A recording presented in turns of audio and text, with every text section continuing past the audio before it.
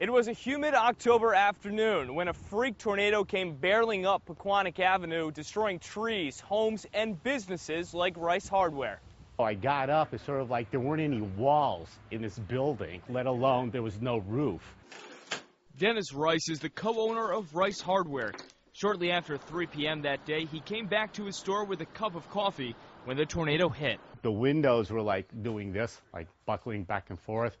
So I put the coffee down, and the doors were like, banging back and forth. The winds blew open the doors, shattered the windows, and sent Dennis Rice flying down aisle 2. From this position here, I sort of like shot down like 3/4 of the way down this aisle here. And I just like landed right on the ground. But then again, I'm watching the roof being like, you know how you open up a can of sardines? It's sort of like I was watching the roof going boom, boom, boom, boom, boom, and I could see the sky on the other side of the roof. Rice Hardware wasn't alone. The Koala Motel lost its roof.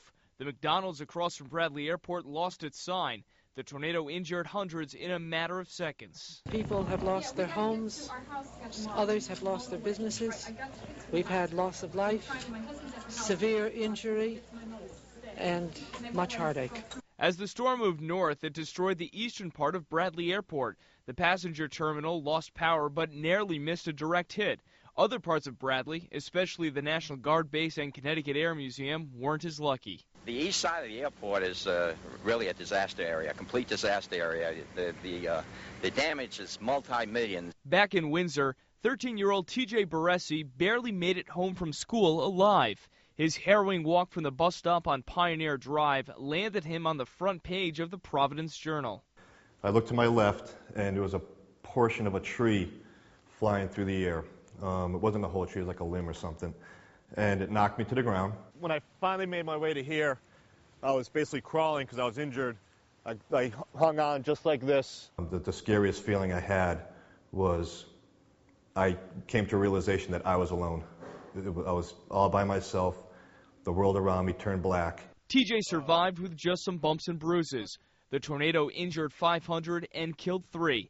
At first, even the Weather Service was bewildered by the damage. The National Weather Service says it was a small tornado. If it was just a small tornado, we can only imagine what a large one might have done. It turns out it wasn't small. It was actually a monster.